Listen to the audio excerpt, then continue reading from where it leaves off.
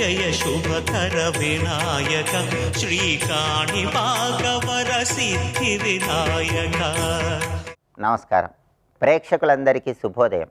ఈనాటి శుభయోగం శీర్షికన శనివారంతో కూడిన మాస శివరాత్రి సందర్భంగా పరమశివుణ్ణి ఏ విధంగా ఆరాధన చేస్తే సమస్త శుభాలు చేకూరతాయో పరిశీలిద్దాం. మాస శివరాత్రి శనివారం రోజు వచ్చింది. జ్యోతిష శాస్త్రపరంగా శనిగ్రహానికి ఆంజనేయ స్వామి, శివుడు, వెంకటేశ్వర స్వామి ముగ్గురు అధిష్టాన దైవాలుగా ఉంటారు. కాబట్టి మాస శివరాత్రి శనివారంతో కలిసి వచ్చిన సందర్భంగా జాతకపరంగా శని మహాదశ, శని అంతర్దశ నడుస్తున్న వాళ్ళు, గోచార పరంగా ఏలినాటి శని, అష్టమ శని, అర్ధాష్టమ శని, సప్తమ శని, కంటక శని, వ్యయ శని నడుస్తున్న వాళ్ళు శని పీడలు, శని బాధల నుంచి బయటపడటానికి శివారాధన ప్రత్యేకంగా చేయాలి. శనివారంతో కూడిన మాస శివరాత్రి సందర్భంగా నల్ల నువ్వులు కలిపిన జలాలతో శివాభిషేకం చేసిన, నల్ల నువ్వులు కలిపిన ఆవు పాలతో శివాభిషేకం చేసిన సంపూర్ణంగా శనిదోష తీవ్రతను తగ్గింపజేసుకోవచ్చు. అలాగే ఆవు పాలల్లో పటిక ముక్క, పంచదార, నల్ల నువ్వులు ఈ మూడింటిని కలిపి ఆ ఆవు పాలతో శివాభిషేకం చేయటం ద్వారా జాతకపరంగా రాశిపరంగా ఉన్న శని దోషాలు తొలగింపజేసుకోవడంతో పాటుగా ఆర్థికంగా మంచి పురోభివృద్ధిని సాధించవచ్చు.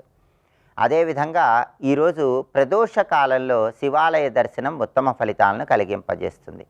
ప్రదోష కాలంలో శివాలయానికి వెళ్ళి శివాలయ ప్రాంగణంలో కొబ్బరి నూనె దీపాన్ని వెలిగించటం, చండీ ప్రదక్షిణ చేయటం, శివాలయంలో ఇచ్చేటటువంటి నందిహారతి, నాగహారతి, సర్పహారతి ఈ హారతులను దర్శనం చేసుకోవటం ద్వారా కూడా శివానుగ్రహానికి సులభంగా పాత్రలు కావచ్చు. మహాన్యాసపూర్వక ఏకాదశి రుద్రాభిషేకం ఈరోజు చేయించుకుంటే చాలా మంచిది. అయితే మహాన్యాసపూర్వక ఏకాదశి రుద్రాభిషేకం చేయించుకోవటం వీలు కాని వాళ్ళు గృహంలో కానీ దేవాలయంలో కానీ శివుడికి అభిషేకం చేస్తున్నప్పుడు ఓం నమో భగవతే రుద్రాయ, శ్రీం శివాయ నమః, శ్రీ శివాయ మహాదేవాయ ఐశ్వర్యేశ్వరాయ నమః ఈ 3 మంత్రాలు పఠించుకుంటూ శివాభిషేకం చేసుకోండి. దానివల్ల కూడా శివుడు పరమానంద భరితుడై మనోభీష్టాలన్నీ సులభంగా నెరవేరుస్తాడు. అలాగే ఈరోజు శనివారంతో కూడిన మాస శివరాత్రి సందర్భంగా ఎవరైనా సరే గృహంలో కానీ దేవాలయంలో కానీ నువ్వుల దీపాన్ని వెలిగించడం ద్వారా కూడా శని దోషాలు తొలగిపోతాయి. శివాలయ ప్రాంగణంలో ఒక పళ్ళెంలో నువ్వులు పోసి ఆ నువ్వుల మీద మట్టి ప్రమిద ఉంచి నువ్వుల నూనె పోసి దీపాన్ని వెలిగించడం ద్వారా శని దోషాలు తొలగింపజేసుకొని శివానుగ్రహానికి పాత్రులై సమస్త శుభాలను సిద్ధింపజేసుకోవచ్చు. దారిద్ర్య దహన శివస్తోత్రాన్ని కానీ, శివతాండవ స్తోత్రాన్ని కానీ, శివ పంచాక్షరి స్తోత్రాన్ని కానీ శివాలయ ప్రాంగణంలో కూర్చుని పఠించినా లేదా శ్రవణం చేసినా శనివారంతో కూడిన మాస శివరాత్రి సందర్భంగా సమస్త శుభాలు చేకూరుతాయి. ఈ విధి విధానాలు పాటించండి. శివానుగ్రహం ద్వారా ఐశ్వర్య ప్రాప్తిని సిద్ధింపజేసుకోవడంతో పాటు సంపూర్ణంగా శనిదోష తీవ్రతను తగ్గింపజేసుకోండి.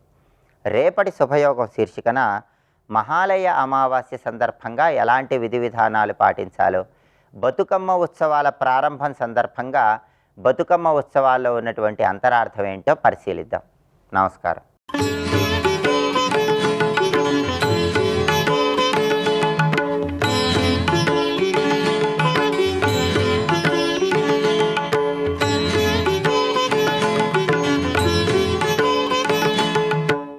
మీరు సాధన చేస్తుంటే ఆకాశం ఢామ్ అని పరలోకం నుంచి ఏది ఊడిపడదు. మీలోంచి జాగృతిని కావాలి. ఇక్కడ ఉన్నదే నివురు కప్పిన నిప్పులాగా అజ్ఞానం లోపల పరమాత్మ చైతన్యం ఉంది.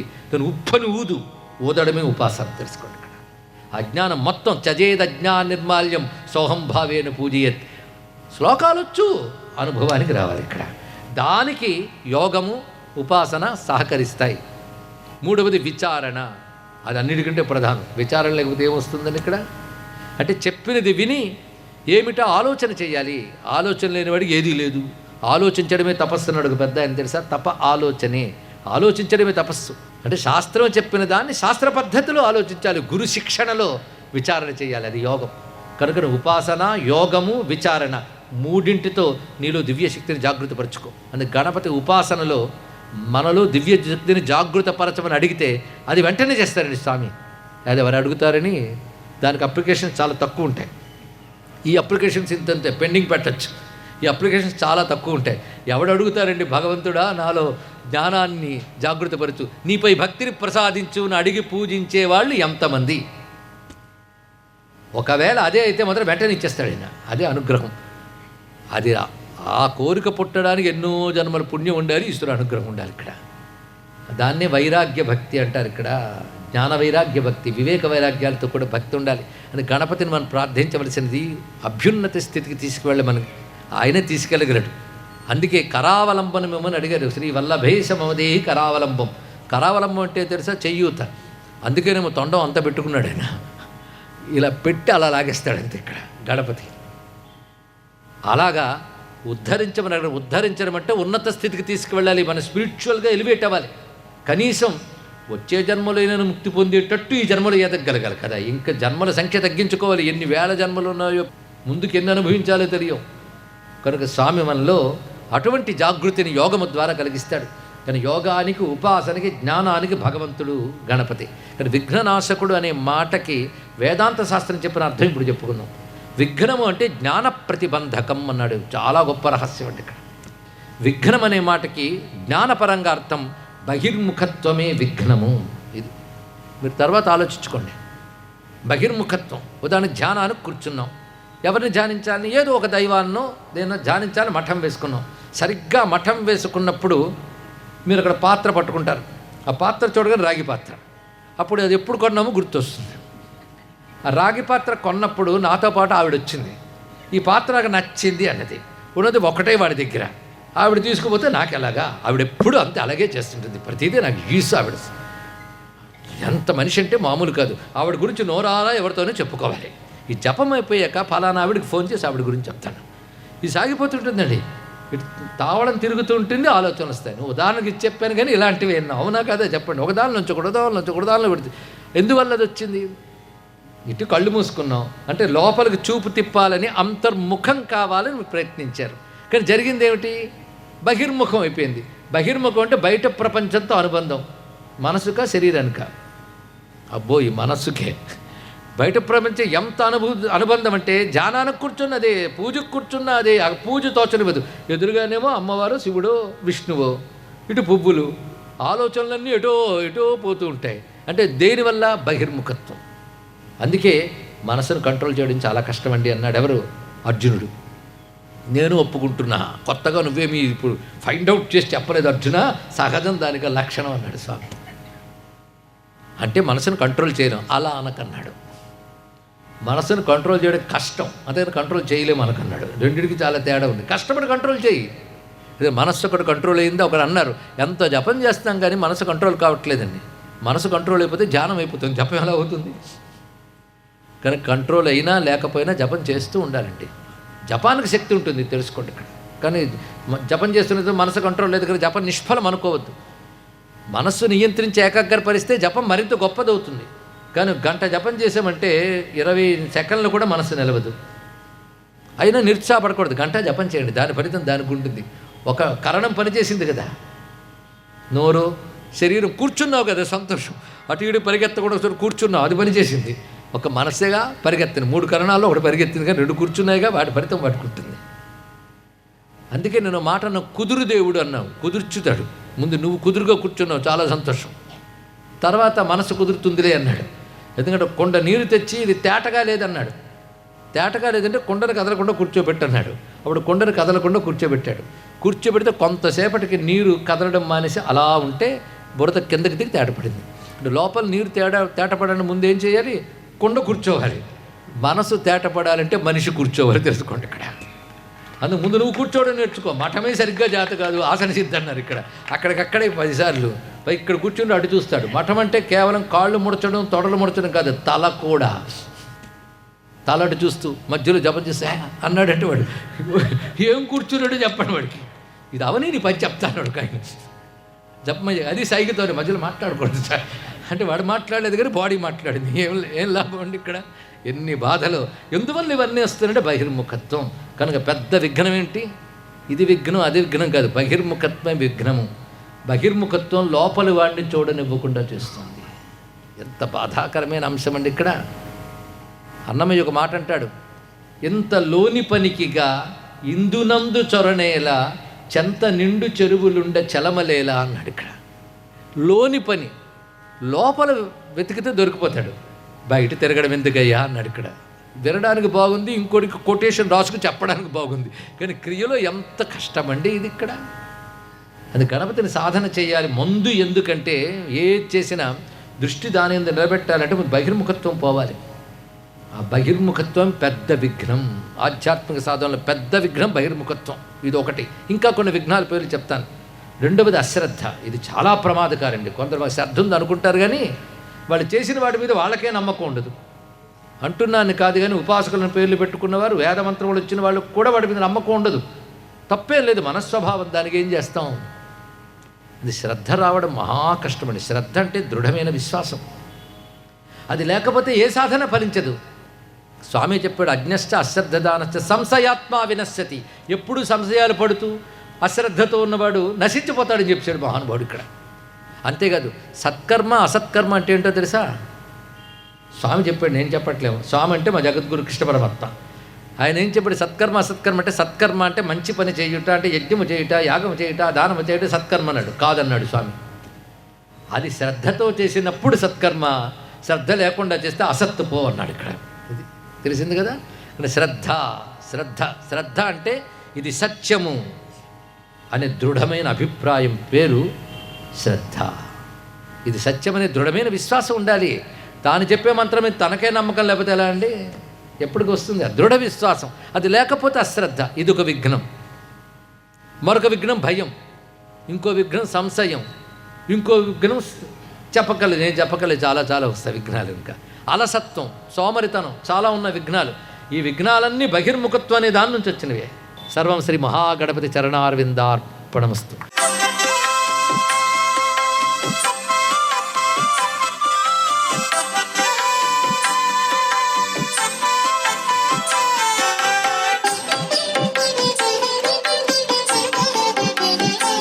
ఓం నమో నారాయణాయ.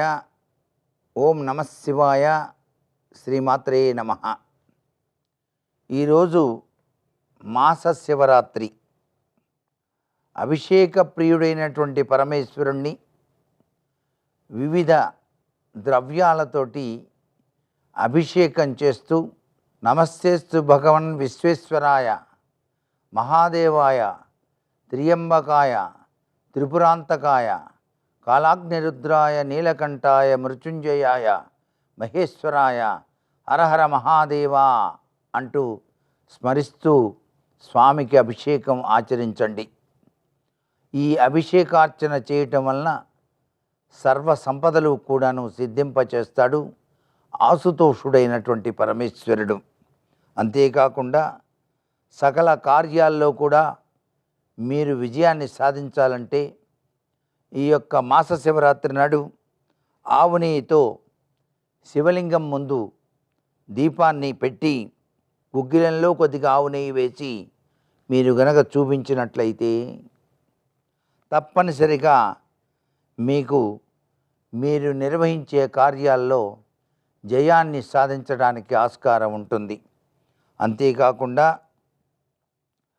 ఈ శనివారం రోజున వచ్చిన మాస శివరాత్రి నాడు శివలింగం పైన గనక జమ్మి ఆకు గనక ఉంచినట్లయితే శని దోషం అనేటువంటిది నివారించబడుతుంది. మన్ని పట్టి పీడించేటువంటి శని దోషం కూడాను శివాభిషేకం వలన, జమ్మి ఆకు ఉంచటం వలన తొలగిపోతుంది అని చెప్పేసి చెప్పవచ్చు. అంతేకాదు, ఈ రోజున మాస శివరాత్రి నాడు 5 తమలపాకులు తీసుకోండి. దాంట్లో ఏలకులు, జాజికాయ, జాపత్రి, దాల్చిన చెక్క, లవంగాలు, 3 ఒక్కలు కూడా ఉంచి స్వామివారికి గనక తాంబూలం గనక సమర్పించినట్లయితే మీ యొక్క సర్వ కోరికలు కూడాను నెరవేరుస్తాడు ఆశుతోషుడైనటువంటి పరమేశ్వరుడు. ఇది చాలా గొప్ప విషయం అండి. ఎవరైనా సరే ఆచరించి చూడండి, మీ అభిష్టాలన్నీ కూడాను నెరవేరుతాయని చెప్పేసి చెప్పవచ్చు. సర్వే జనా సుఖినో భవంతు.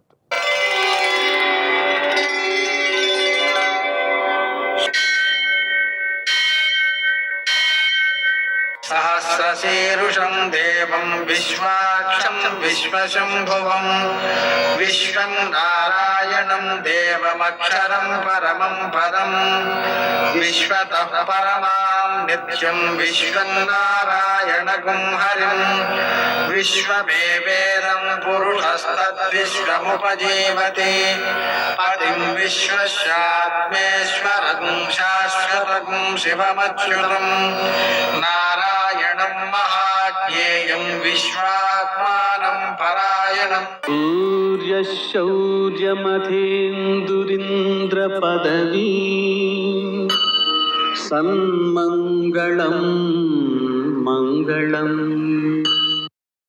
పద్మావతి ప్రణయలాలిత ముగ్ధదేహ శ్రీ వెంకటేశరుణమోచనమస్తు మహ్యం. నేటి కాలమాన విశిష్టాలను గమనిద్దాం. స్వస్తి శ్రీ చాంద్రమాన విశ్వావసనామ సంవత్సరం దక్షిణాయనం వర్ష ఋతువు భాద్రపద మాసం కృష్ణపక్షం శనివారం. సూర్యోదయం 6:08 సూర్యాస్తమయం 6:10. తిథి చతుర్దశి రాత్రి 12:18 వరకు. నక్షత్రం మఘ ఉదయం 8:06 వరకు. వర్జం సాయంకాలం 4:35 నుంచి 6:17 వరకు. దుర్ముహూర్తం ఉదయం 6:08 నుంచి 7:44 వరకు. అమృతకాలం ఉదయం 7:16 వరకు. మరల రాత్రి 2:46 నుంచి 4:27 వరకు. రాహుకాలం శనివారం కాబట్టి ఉదయం 9 నుంచి 10:30 వరకు. శుభప్రదమైన సమయం ఉదయం 11 గంటలకి. నేటి విశేషం శనివారం. అలాగనే విషశస్త్రహతాదీనాం మహాలయ అంటే విషం వల్ల కానీ శస్త్రం వల్ల కానీ మరణించిన వారికి మహాలయం పెట్టాలి ఈరోజు.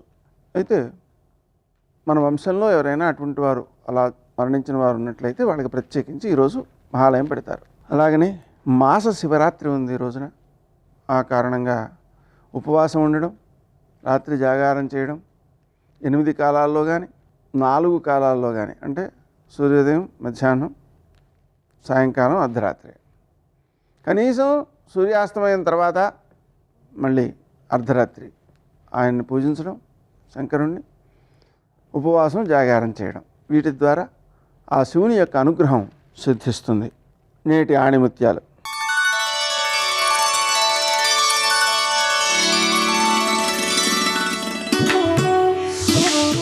అదృష్టం కోసం ఎదురు చూడడం కష్టం, అవకాశం సృష్టించుకోవడం సులభం.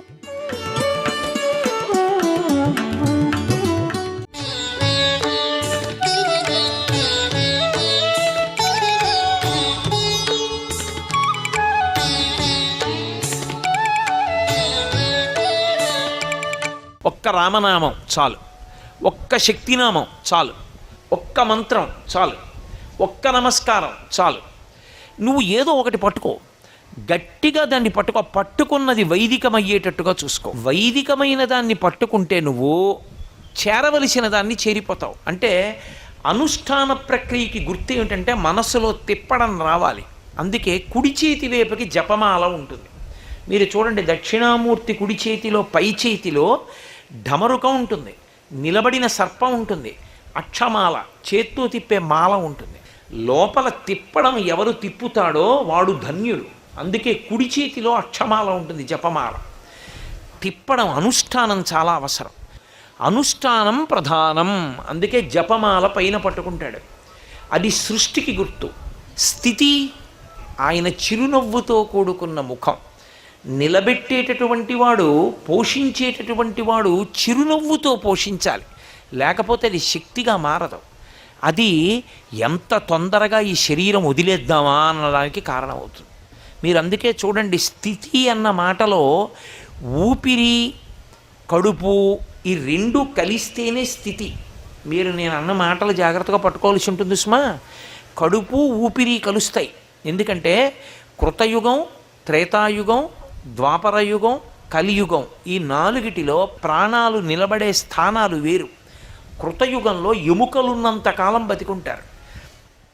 త్రేతాయుగంలో మాంసం ఉన్నంతకాలం బతికుంటారు, ద్వాపర యుగంలో రక్తం ఉన్నంతకాలం బతుకుతారు, కలియుగంలో అన్నం తిన్నంతకాలం బతుకుతాడు. మనిషికి చావు మీద అనురక్తి మొదలవడానికి కారణం ఏమిటో తెలుసా? ప్రేమగా అన్నం పెట్టే మనిషి లేకుండా పోతే ఉండి ఏం ప్రయోజనం అన్న ఆలోచన వచ్చేస్తుంది. ఎన్ని ఉన్నా అదొక్కటి లోటు వస్తే ప్రమాదం వస్తుంది. అందుకే పురుషుడి జీవితం అంతా ఎవరి మీద ఉంటుందంటే భార్య మీద ఉంటుంది. ఏమి కానివ్వండి, ఆ అన్నం తినేటప్పుడు కడుపు నిండా తిన్నారా అంటుంది, ప్రేమగా పెడుతుంది, బతుకుతాడు పురుషుడు. నీ వల్ల బతికేశానే అంటాడు. ఆవిడ లేదనుకోండి, గృహిణి గృహముచ్యతే, ఏమనుకోకండి. ఆవిడ లేదనుకోండి, ఆ ఇంట ఏమిటో అనిపిస్తుంది. ఎందుకంటే ఏది ఆ అన్నం పెట్టిన చెయ్యేది, ఆ గాజులు చెయ్యేది లేదు, వెళ్ళిపోయింది. కాబట్టి ఆ అన్నానికి ఊపిరికి దగ్గరి సంబంధం. ఈశ్వరుడు అన్నం పెట్టినప్పుడు తృణీకరించి పెట్టాడు ఎవ్వరికి. ఆయన పరమ ప్రేమతో పెడతాడు. ఇన్ని కోట్ల జీవరాశులకు అన్నం పెడుతున్నవాడెవరు? ఆయనే. ఆయన పెట్టినప్పుడు ప్రేమతో పెట్టాడు తప్ప వీడు నాకేం చేశాడని పెట్టాడు. తండ్రి కొడుకు తనని ప్రేమించినా ప్రేమించకపోయినా అన్నం పెడతాడు. అలాగే తను పెట్టిన అన్నం తినికి తనకి వ్యతిరేకంగా మైకులో తిడుతున్నా ఆయన అన్నం పెడుతూనే ఉంటాడు. పోన్లేరా అంటాడు. అది ఆయన ప్రేమ. అన్నం అంత ప్రేమగా పెడతాడు, అంత ప్రేమగా బతికిస్తాడు. వీడు నేను ఇచ్చిన దానికి ఉపయోగించుకోవట్లేదుగా శరీరం అని తీసేయడు, ఉంచుతాడు. అందుకే ఆ స్థితికారకత్వమునందు కారుణ్యం ఉండాలి. అందుకే ముఖం చిరునవ్వు నవ్వుతూ ఉంటుంది. సృష్టి ఢమరుకం, స్థితి చిరునవ్వు, లయం అగ్నిహోత్రం. అందుకే ఎడంచేతి వైపు అగ్నిహోత్రాన్ని పట్టుకుంటాడు. ఈ సమస్త ప్రపంచాన్ని లయం చెయ్యగలిగిన వాడెవరు? ఆయనే. లయం చెయ్యడం అన్న మాట మళ్ళీ రెండు రకాలుగా ఉంటుంది. ఆ శరీరం పడిపోయేటట్టు చేయడం ఒక ఎత్తు, ఆ శరీరం పడిపోవడం కాదు, ఇక మళ్ళీ శరీరంలోకి రావలసిన అవసరం లేకుండా చేయడం ఒక ఎత్తు. చేసుకున్న పాపపుణ్యాల కొద్దీ ఆ శరీరం పడిపోయి ఇంకో శరీరంలోకి వెళ్ళాలనుకోండి, ఈ శరీరాన్ని పడగొడతాడు అగ్ని, ఇంకో శరీరాన్ని ఇస్తాడు డమరుకం. పరమభక్తి తత్పరుడై జీవనం చేశాడు అనుకోండి, వాడికి జ్ఞానం ఇచ్చేస్తాడు, ఇక మళ్ళీ నువ్వు పుట్టక్కర్లేదంటాడు. దాన్ని ఆత్యంతిక ప్రళయము అని పిలుస్తాడు. ఆ జ్ఞానం ఇచ్చి రక్షిస్తాడు. అందుకే 5 చేస్తాడు. పంచకృత్యపరాయణ. అమ్మవారు పరమశివుడు కూడా సృష్టి స్థితి లయ తిరోధాన అనుగ్రహములన ఇదింటిని చేస్తారు. తిరోధానం అంటే మాయ దాస్తాడు, అనుగ్రహం అంటే మోక్షం ఇచ్చేస్తాడు జ్ఞానం ఇచ్చి. ఆ జ్ఞానము మోక్షము నేను ఇవ్వగలనని చెప్పడమే తదియనాటి చంద్రరేఖతో ఉంటాడు. సూర్యుడు చంద్రుడు కూడా ఉంటారు దక్షిణామూర్తికి. ఇద్దరు ఉంటారంటే కాలమునకు నేను వశుడను కాను, అందుకే యువకుడిగా ఉంటాను. 2 ఆ చంద్రరేఖ ఉంది. చంద్రరేఖ నుండి సుధా బిందువులు పడుతుంటాయి, అమృత బిందువులు పడతాయి. అంటే జ్ఞానము వృద్ధి పొందాలి తప్ప జ్ఞానము నశించిపోకూడదు. శుక్లపక్ష తదియనాటి చంద్రరేఖ పున్నమి చంద్రుడు అవుతుంది. పున్నమి చంద్రుడు గుండ్రంగా సున్నలా ఉంటాడు. పూర్ణమద పూర్ణమిదం పూర్ణాత్ పూర్ణముదచ్యతే పూర్ణస్య పూర్ణమాదాయ పూర్ణమేవావశిష్యతే. సున్న పెట్టాడు అంటే గుర్తేమిటో తెలుసా? ఎక్కడ మొదలెట్టాడో అక్కడికి వచ్చాడు అని గుర్తు. సర్వం శ్రీ ఉమామహేశ్వర పరబ్రహ్మార్పణమస్తు. స్వస్తి.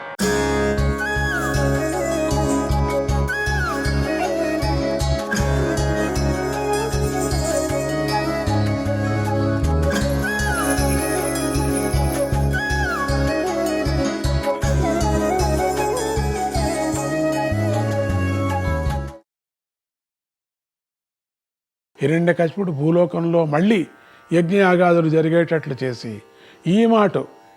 ఈ యజ్ఞ భాగాలన్నీ తన రాక్షస జాతి వారికి అందేటట్లుగా ఏర్పాటు చేశాడు. దీంతో రాక్షసుల బలం మరింత పెరిగిపోయింది. ఆ దశ వచ్చేసరికి దేవతలు ఇక తట్టుకోలేక సరాసరి విష్ణుమూర్తి దగ్గరికి వెళ్ళి ఇలా ప్రార్థించారు. దేవదేవ నారాయణ, మాకేగాక బ్రహ్మాది దేవోత్తములకు కూడా నువ్వే పరమగతివి. అందుకే మేము నిన్ను శరణు పొందుతున్నాం. మహారాక్షసుడైన హిరణ్యకశిపుడు పెట్టే బాధలు ముల్లోకాలు తట్టుకోలేకపోతున్నాయి. మేము కూడా ఏమీ చేయలేకపోతున్నాం. కనుక ఓ దేవదేవ, నువ్వే స్వయంగా పూనుకొని ఈ దుష్ట రాక్షసుడిని సంహరించు అని ప్రార్థించారు. విష్ణుమూర్తి ప్రసన్నుడై దేవతలకు అభయమిచ్చి, దేవతలారా, ఆ రాక్షసుడు మీకు లొంగడని నాకు బాగా తెలుసు, అతడి సంగతి నేను చూసుకుంటా, మీరు నిశ్చితంగా వెళ్ళిరండి అని వారిని ఓదార్చి పంపించేశాడు. దేవతలు వెళ్ళాక శ్రీ మహావిష్ణువు హిరణ్యకశిపుడి వరాలన్నీ గుర్తు చేసుకొని అతన్ని సంహరించాలంటే నేను ఏ రూపం స్వీకరించాలా అని ఆలోచించి క్రింది భాగంలో మానవ రూపము, పై భాగంలో సింహరూపము గల విచిత్రమైన నరసింహ రూపాన్ని స్వీకరించాడు. ఆ విచిత్ర రూపంతో స్వామి హిరణ్యకశిపుడు కొత్తగా నిర్మించుకున్న సభాభవనం దగ్గరకు చేరాడు. హిరణ్యకశిపుడు తన రాజ్యంలో బాగా స్థిరపడ్డాక హిమాలయ పర్వత ప్రాంతంలో పెద్ద సభాభవనం ఒకటి కట్టుకుంటున్నాడు. ఈ సభాభవనం నేల మీద లేదు, ఆకాశంలో ఉంది. దీని పొడవు 150 యోజనలు, వెడల్పు 100 యోజనలు, ఎత్తు 5 యోజనలు. అంత విశాలమైనది ఈ భవనం. ఈ మహాభవనానికి హిరణ్యకశిపుడికి సంకల్ప ప్రకారం ఆకాశగమనం చేయగల శక్తి ఉంది. దాని లోపలి వాతావరణము, నీరు కూడా వేసవికాలంలో చల్లగా ఉంటుంది, చలికాలంలో వెచ్చగా ఉంటుంది. అంటే ఇవాల్టి మనం అంటున్నాం ఎయిర్ కండిషన్ వంటి ఆ పరిస్థితి ఉన్నదన్నమాట అప్పటి కూడా. ఆ భవనంలో అనేక వేల రత్న సింహాసనాలు ఏర్పాటై ఉన్నాయి. వాటి మధ్యలో అక్కడక్కడ చెరువులు, చెట్లు కూడా ఉన్నాయి. ఆ చెట్లకు పూలు పూస్తున్నాయి, కాయలు కూడా కాస్తున్నాయి. సభాభవనం మధ్యలో కాయలు కాచే చెట్లు అంటున్నారు కనుక అవి పెద్ద పెద్ద వృక్షాలే ఉండేందుకు వీలు లేదు. ఈనాటి వామన వృక్షాల వంటి వృక్షాలు ఆనాడు కూడా ఉండేవేమోనని పరిశోధకులు పరిశీలించవలసి ఉంది. అంటే సభాభవనంలో పూలు పూసేవి, పండ్లు పండేవి ఉన్నాయంటే పెద్ద పెద్ద చెట్లు కాదు కదా. అంటే ఆ కాలంలోనే వామన వృక్షాలు ఉన్నాయని అర్థమవుతుంది. అంటే బాన్సాయి వృక్షాలు. ఇంకా ఇంకా వెనక్కి వెళ్ళిపోయాం. ఏదో రామాయణం కాలం అనుకుంటే ఇంకా వెనక్కి వెళ్ళిపోయాం మనం. ఆ భవనంలో కూర్చున్నటువంటి సభాసదులు అభిరుచులను తగినట్లుగా పానీయాలు, పలహారాలు అందించే ఏర్పాట్లన్నీ అక్కడక్కడ సమృద్ధిగా ఉన్నాయి. నరసింహ భగవానుడు ఆ సభాభవనంలోకి ప్రవేశించి ఆ సభా విశేషాలను గమనిస్తూ సభలోని ప్రధాన వేదిక వంక చూశాడు. ఆ సమయానికి అక్కడ హిరణ్యకశిపుడు నిలువెల్లా దివ్యాభరణాలు అలంకారం చేసుకొని నిలువెత్తు సింహాసనంలో కూర్చొని ఉన్నాడు. సభా వేదికకు అటు ఇటు 100 కొలది అప్సరసులు నాట్యాలు చేస్తున్నారు. సభాభవనంలో 1000 కొలది ప్రధాన రాక్షస వీరులు దివ్యాలంకార భూషితులై సింహాసనాల్లో కూర్చొని ఉన్నారు. కొందరు మహావీరులు బయటకు పోతున్నారు, కొందరు లోపలికి వస్తున్నారు. ఆ సభలో కూర్చున్న ప్రధాన వీరుల్లో హిరణ్యకశిపుడి కొడుకైనటువంటి ప్రహ్లాదుడు, అతడి కొడుకైన విరోచనుడు, అతడి కొడుకైన బలి మొదలైన ప్రముఖులు చాలామంది ఉన్నారు. నరసింహస్వామి ఇటువంటి మహాసభలోకి ప్రవేశించి హిరణ్యకశిపుడి వంక తేరిపారా చూడసాగాడు. హిరణ్యకశిపుడు కూడా ఈ కొత్త రూపం వంక వింతగా చూడసాగాడు. అది గమనించిన సభాసదులు కూడా వెనక్కు తిరిగి కొత్తగా వచ్చిన వింత నరసింహ స్వరూపాన్ని ఆశ్చర్యపోతూ చూడసాగారు. అలా చూస్తున్న వారిలో హిరణ్యకశిపుడి పుత్రుడైన ప్రహ్లాదుడు నరసింహ రూపాన్ని మరింత నిశితంగా పరిశీలించి చూస్తూ ఉచ్చస్వరంతో ఇలా చెప్పసాగాడు: మహాప్రభు, రాక్షసరాజా, ఇలాంటి విచిత్ర రూపాన్ని గురించి ఎక్కడా కనీ విని ఉండలేదు. ఈ వింత రూపంలో నాకు ముల్లోకాలు కనిపిస్తున్నాయి. సప్తకుల పర్వతాలు, నదులు, సముద్రాలు, వనాలు, లోకాలు అన్నీ కనిపిస్తున్నాయి. యక్ష, కిన్నర, గంధర్వాది దేవజాతులు, దేవేంద్రాది దేవవీరులు కూడా కనిపిస్తున్నారు. వారే కాదు, దైత్య దానవ రాక్షస జాతుల వారు, వారిలో ప్రధానులు, చివరికి మీరు కూడా కనిపిస్తున్నారు. ఇన్ని వివరాలు ఎందుకు? ఈ ముల్లోకంలో ఉన్న ప్రధాన పదార్థాలన్నీ నాకు ఈ వింత నరసింహ దేహంలోనే కనిపిస్తున్నాయి. ఈ రూపం ఎంతో తేజోవంతంగా ఉంది, జడలు విదిలించుకుంటూ మహోగ్రంగా ఉంది. ఇది మన దానవ జాతి యొక్క నాశనం కొరకే వచ్చిందేమో అని నా మనస్సును అనిపిస్తుంది అన్నాడు ప్రహ్లాదుడు. ప్రహ్లాదుడు ఈ విధంగా పలికి కొంతసేపు ఆలోచించి అక్కడి నుంచి తూర్పు దిక్కుగా వెళ్ళిపోయాడు. తల వంచుకొని ధ్యానంలో మునిగిపోయాడు. పరమాత్ముడిని ధ్యానం చేస్తున్నాడు. ఈ మాటలు విన్న హిరణ్యకశిపుడు, ముందు ఆ క్రొత్త మృగాన్ని పట్టుకోండి, బంధించండి, అవసరమైతే నరికేయండి అని గట్టిగా అరిచాడు. వెంటనే అక్కడ ఉన్న రాక్షస వీరులంతా మహోత్సాహంగా రకరకాల ఆయుధాలు తీసుకొని నరసింహమూర్తిని బంధించే ప్రయత్నాలు చేశారు. ఆ క్రొత్త మృగం వాళ్ళకి లొంగక పోగా వాళ్ళందరినీ చిన్నాభిన్నం చేసి సభ అంతా తిరిగి ఆ సభను పూర్తిగా భగ్నం చేసి పారేసింది.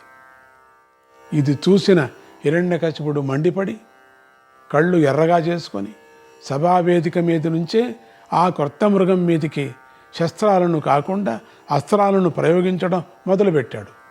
నరసింహస్వామి జూలు విదిలిస్తూ నోరు తెరుచుకొని వేసిన అస్త్రాలను వేసినట్లే మింగేసాగాడు. అంతా మింగేస్తున్నాడు. దానితో పట్టుదల పెరిగినటువంటి హిరణ్యకశిపుడు బ్రహ్మదేవుడు తనకిచ్చిన వరప్రభావం వల్ల ఎక్కడెక్కడే అస్త్రాలను గుర్తు తెచ్చుకొని వాటన్నిటినీ కూడా నరసింహస్వామి మీద ప్రయోగించసాగాడు. అలా ప్రయోగించిన 100 కొలది అస్త్రాలలో విష్ణుమూర్తి ప్రయోగించే విష్ణు చక్రాస్త్రం, శివుడు ప్రయోగించే పాశుపతాస్త్రం, బ్రహ్మదేవుడు ప్రయోగించే బ్రహ్మాస్త్రం కూడా ఉన్నాయి. అయినా నరసింహస్వామి ఒంటి మీద ఒక చిన్న గాయం కూడా కాలేదు సరిగదా. గుహలోకి దోమలు పోయినట్లుగా ఆ అస్త్రాలన్నీ ఆ స్వామి నోట్లోకి వెళ్ళిపోయాయి. ఈలోగా రాక్షస సైన్యం అంతా పోగై రకరకాల ఆయుధాలతో స్వామిని ముంచెత్తేశారంటే వాళ్ళందరూ పైకి వచ్చేశారు. ఆ అస్త్రాలన్నీ కొండ మీద పడ్డ మిడతల్లాగా స్వామి మీద పడి నేలకు రాలిపోయాయి. దాంతో రాక్షసులు తమ రాక్షస మాయలను ప్రయోగించడం ప్రారంభించారు. రాళ్ల వర్షం కురిపించారు, నీళ్ల వర్షం కురిపించారు, నిప్పుల వర్షం కురిపించారు, చీకటి కమ్మించారు, ఇంకా ఎన్నెన్నో వేశారు. మాయాధీశుడైన స్వామి ముందు ఆ రాక్షస మాయలన్నీ వెలవెలా పోయాయి, విఫలమైపోయాయి. దీంతో దిక్కుతోచని రాక్షసులు హిరణ్యకశిపుడి దగ్గరకు వెళ్ళి నువ్వే శరణంటూ దండాలు పెట్టారు. హిరణ్యకశిపుడికి ఒళ్ళు మండిపోయింది. కోపంతో ఎగిరిపడ్డాడు. ఆ దెబ్బకు భూమి అంతా కంపించిపోయింది. అయినా ఏం చేయాలో తోసక హిరణ్యకశిపుడు చుట్టూతా పరిశీలించి చూశాడు. అలా చూసేసరికి ఎటు చూసినా మహోపద్రవాన్ని సూచించే అపశకునాలే కనిపిస్తున్నాయి. ఆకాశంలో గ్రహగతులు బాగాలేవు, నేల మీద మృగాలు గతులు బాగాలేవు, కనీసం వృక్షజాతి ప్రవర్తన కూడా సరిగా లేదు. ఒక పండులో మరో పండు పుడుతుంది, పువ్వులో మరో పువ్వు పుడుతుంది. తాము పూజలు చేసే దేవతా విగ్రహాలు కంటిరెప్పలు పైకి క్రిందికి కదులుతున్నాయి. కొన్ని విగ్రహాలు నవ్వుతున్నాయి, కొన్ని ఏడుస్తున్నాయి.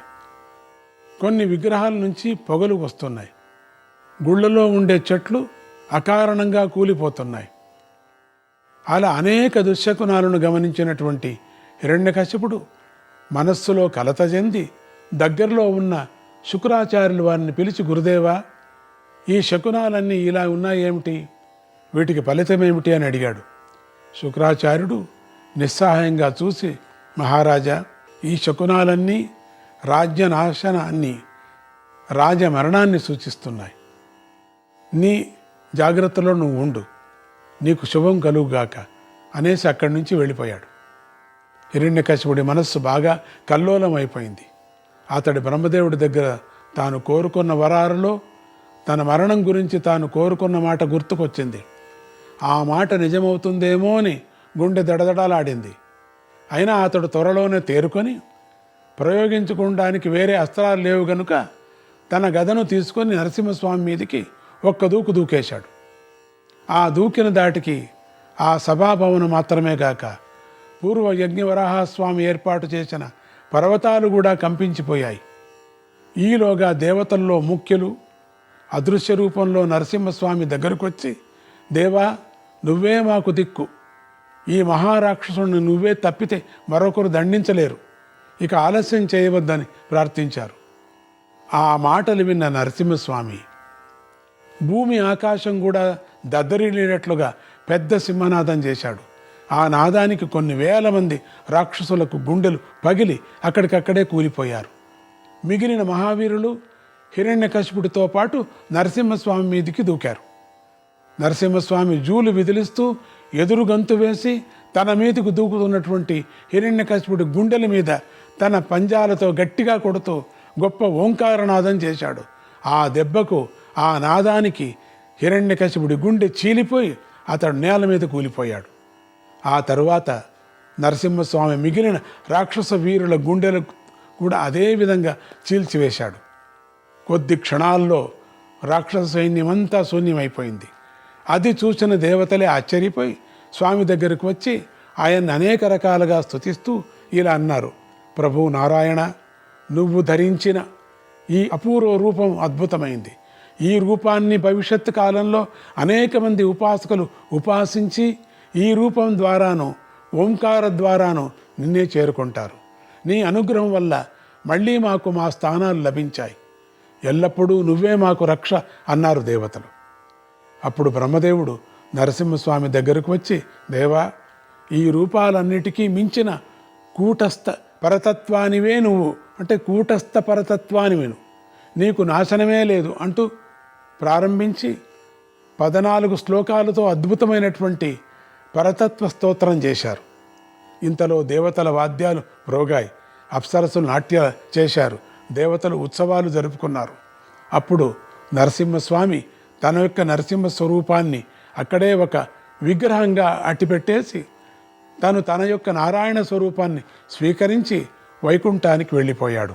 జనమేజయ, ఈ విధంగా నరసింహావతారాన్ని స్వీకరించిన శ్రీహరి ఆ తరువాత కొంతకాలానికి వామనావతారం స్వీకరించాడు.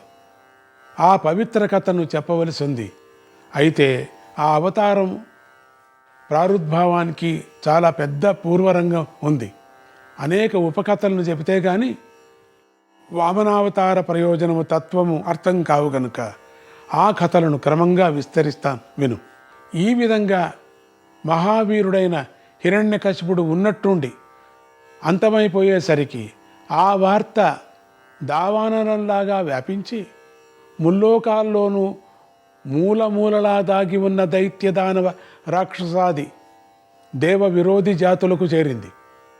వారంతా ఆశ్చర్యపోయి ఒక్కసారిగా హిరణ్యకశిపు రాజ్యానికి వచ్చి సమావేశమైపోయారు. ఆ సమావేశంలో హిరణ్యకశిపుడి యొక్క కొడుకైన ప్రహ్లాదుడు, అతడి కొడుకైన విరోచనుడు, అతడి కొడుకైన బలిచక్రవర్తి, అతడి కొడుకైన బాణాసురుడు కూడా ఉన్నారు.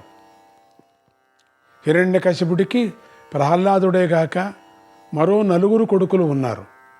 వారు కూడా మహావీరులే. వారే సంహ్లదుడు, అనుహ్లదుడు, ప్రహ్లాదుడు, అనుఫ్రాదుడు అనేవారు. వారు కూడా ఈ సమావేశంలో ఉన్నారు. ఆ దేవతా శత్రువులంతా అనంతర కర్తవ్యం ఏమిటో, తదనంతరం ఇప్పుడు జరిగిన దానికి ఏమిటో అని చాలా చర్చించి చివరికి హిరణ్యకశిపుడి యొక్క ముని మనవడైన బలిచక్రవర్తిని రాక్షస రాజ పదవికి ఎంపిక చేయాలనే నిర్ణయానికి వచ్చారు.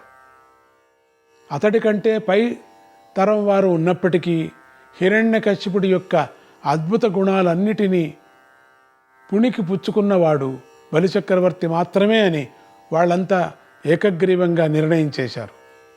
వెంటనే వారంతా కలిసి బలిచక్రవర్తిని రాక్షస రాజేంద్ర పదవిలో కూర్చోబెట్టి అప్పటికప్పుడే పట్టాభిషేకం చేశారు. ఆ పట్టాభిషేకం అయ్యాక దైత్య దానవ రాక్షసాది వర్గాల్లోని పెద్దలందరూ తమ శిరస్సులను నేలకు ఆనించి బలిచక్రవర్తిని నమస్కరించి తమ యొక్క విధేయతను ప్రకటించి ఇలా మనవి చేశారు, ప్రభు దానవేంద్ర, మొన్నటి వరకు త్రిలోక సామ్రాజ్యం అంతా మీ ముత్తాత గారి ఆధీనంలోనే ఉండేదని మీకు తెలుసు. మబ్బుల్లేని పిడుగులాగా నరసింహస్వరూపుడెవడో ఊడిపడి అప్రకటిత యుద్ధంతో మీ ముత్తాత గారిని సంహరించేశాడు. ఆ తర్వాత దేవతా వర్గం వారంతా సమావేశమై ఇతర వర్గాల వారిని ఎవరిని సంప్రదించకుండానే దేవేంద్రుని త్రిలోకాధిపత్య స్థానంలో పట్టాభిషేకం చేసేశారు. ఈ విజయ గర్వంతో దేవతా వర్గం వారు విర్రవేగిపోతున్నారు. ఇప్పుడు మీకు మేమంతా అండగా నిలబడ్డాం. ఇక మీరు విజృంభించండి. మీ వంశ పరంపర రాజ్యాన్ని మీరు తిరిగి సంపాదించుకోండి. త్రిలోకాధిపత్య స్థానాన్ని మళ్ళీ మీ స్వాధీనం చేసుకోండి. ఎందుకంటే మీ ముత్తాత గారిలో ఉన్న తపశ్శక్తి, పరాక్రమము, కార్యదీక్ష మొదలైనవన్నీ కూడా, ఈ కార్యదీక్ష ఎంత పట్టుదలగా ఉండేదో మీలో పరిపూర్ణంగా ఉన్నాయి. దానికి తోడు మేమంతా నీకు అండగా ఉన్నాం. ఇక విజృంభించండి, దేవతల మీద యుద్ధం ప్రకటించండి, మీకు జయమగుగాక అని ప్రోత్సహించారు. ఈ మాటలకు బలిచక్రవర్తి పొంగిపోయాడు. అతడు వెంటనే యుద్ధ సన్నాహాలు మొదలుపెట్టండి అని ప్రకటించేశాడు. ఆ ఆజ్ఞతో ఉత్సాహం పెరిగిపోయినటువంటి దానవ వీరులంతా తమకు తామే యుద్ధ సన్నాహాలను ప్రారంభించేశారు. సేనా విభాగాలు చేసేశారు. సేనా నాయకులను ఏర్పాటు చేశారు. అలాంటి సేనా నాయకులు వందల కొద్దీ ఉన్నారు. జనమేజయ, అటువంటి సేనా నాయకుల్లో 100కు పైగా పేర్లు నాకు గుర్తుకొస్తున్నాయి. ఈ సేనా నాయకులంతా దివ్యాస్త్రాలు ధరించి, దివ్యాభరణాలు, దివ్యాయుధాలను ధరించి తమ తమ సేనా సమూహాలను సిద్ధం చేసుకున్నారు. ఈ వీరుల మధ్యలో బలిచక్రవర్తి కొడుకు బాణాసురుడు అందరికీ ప్రధాన ఆకర్షణగా నిలబడ్డాడు. ఎందుకంటే ఇతడు 1000 చేతులు గల వీరుడు. ఇతడి రథం చుట్టూ అంగరక్షకులుగా ఉన్న వీరులు 5గురు. వీరే సుబాహువు, మేఘనాథుడు, భీమగర్భుడు, కనకమూర్ధుడు, కేతుమంతుడు అనేవారు. వీరంతా సుప్రసిద్ధ మహావీరులు. ఇక దానవేంద్రుడైనటువంటి బలిచక్రవర్తి రథం ఎక్కి స్వయంగా నాయకత్వానికి సిద్ధపడ్డాడు. నముచి అనే దానవ వీరుడి వెంట 60,000 రథాలు వచ్చాయి. అలాగే మయాసురుడు 10 కోట్ల రథాలు వెంటబెట్టుకొని యుద్ధంలోకి దిగాడు. పులోముడు అనే మరో ప్రధాన రాక్షసుడు 60,000 రథాలతో వచ్చి చేరాడు. హయగ్రీవుడనే మరో మహావీరుడు 1,00,000 రథాలతో వచ్చాడు. అప్పటికే అనేక మహాక్రతువులు చేసి అనేక శక్తులు సంపాదించి ఉన్న ప్రహ్లాదుడు కూడా తన సైన్యంతో వచ్చి నిలబడ్డాడు. అతడి తమ్ముళ్ళందరూ కూడా తమ తమ సైన్యాలతో అతడికి అండగా నిలిచారు. ఇక శంబరాసురుడు మహామాయావి అని ప్రసిద్ధుడు. అతడు రెండో యముడిలాగా సైన్య సమేతంగా యుద్ధానికి సిద్ధపడ్డాడు. బలిచక్రవర్తి యొక్క తండ్రి అయిన విరోచనుడు కూడా మహామేధావి, యుద్ధశాస్త్ర విశారదుడు. అతడు 1000 గుర్రాల రథంలో యుద్ధానికి ముందుగా రాగా అతడి సోదరుడైనటువంటి కుజంభుడు అతడికి అండగా నిలబడ్డాడు. జనమేజయ, ఇన్ని వివరాల నుంచి నేను చెప్పేది. నారాయణ నారాయణ, హరే కృష్ణ.